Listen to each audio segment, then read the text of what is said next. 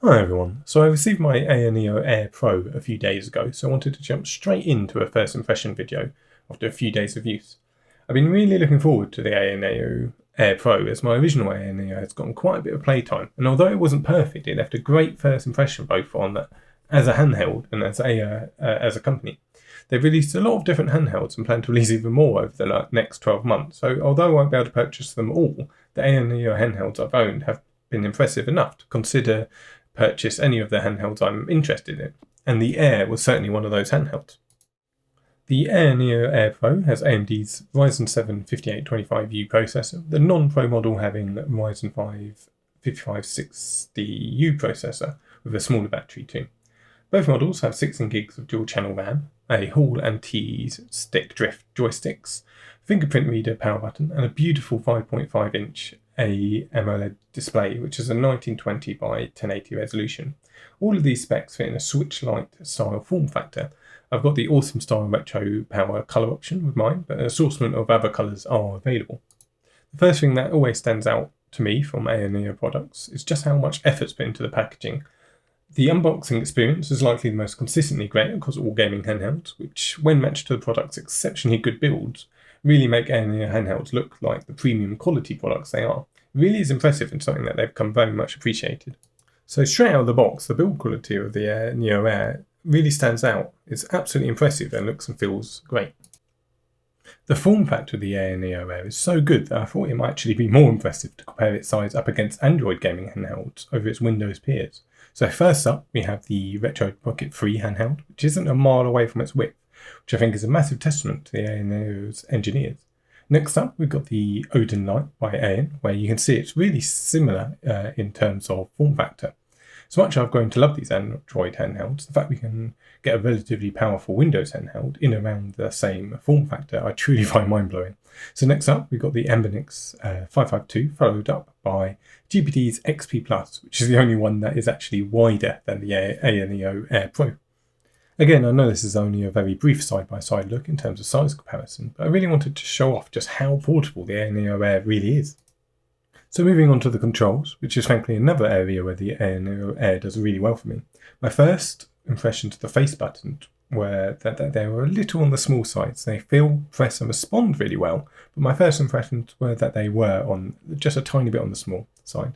Thankfully, size doesn't seem to matter in this case, as there were only a little adjustment period, most likely because the smaller buttons match this form factor, and I've grown to really like them. Equally, I thought the D-pad on the first impression was a tad too big, but it's near perfect match when actually gaming on the handheld. The D-pad's also jumped forward from my original AYANEO handheld, in that it's got a lot softer and a more natural travel arc, and is more smoother on the thumb while in use. It really shows that the team behind AYANEO are gamers, and that they make these handhelds for gaming, and the design really comes together as a whole to feel good when actually gaming on the Air. The M1 and M2 extra buttons really make sense to put next to the RBLB shoulder buttons and have different programmable functions for short and long presses. The analog shoulder buttons are some of the best I've used on a handheld too. They've got a great level of resistance to them, which just makes them feel great while in use. Literally, the only thing I could really point out as a fault in the build quality of the Air is the fingerprint power button. The sensor works almost every time for me, which is fantastic, but it sits just a millimetre or two unflush to the shell, which will be likely tricky to catch on camera for you, but just stands out to me for the sole reason that the rest of the build quality of the handheld is just so good. In fact, the only real issues I've had with my time with the handheld so far have been purely around Windows 11 quirks that are unrelated to the Air itself. The battery isn't the longest, but for me is a realistic trade-off for the weight and portability that the Air offers.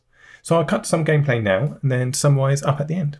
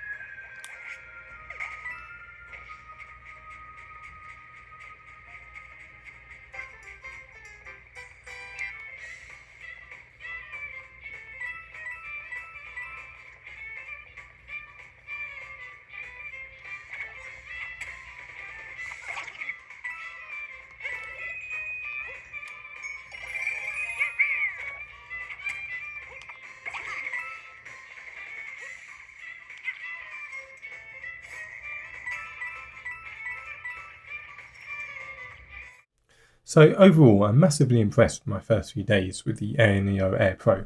The battery isn't the longest, admittedly, with it averaging between 2 to 3.5 hours, depending on what I'm playing. But for me personally, that's enough for my gaming sessions. And the ability just to have this amount of power in this form factor, it's just great. Airspace is a very useful Windows overlay that allows you to change things like TDP on the fly, and everything from its designs and to its ergonomics proved to me once again that the team behind AYANEO handhelds really are gamers making gaming handhelds they want to play on themselves. And I can't really think of a better compliment than that. But that's it for now, so please let me know if you'd like to see any more follow-up coverage, and if so, whereabouts, and thanks so much for watching.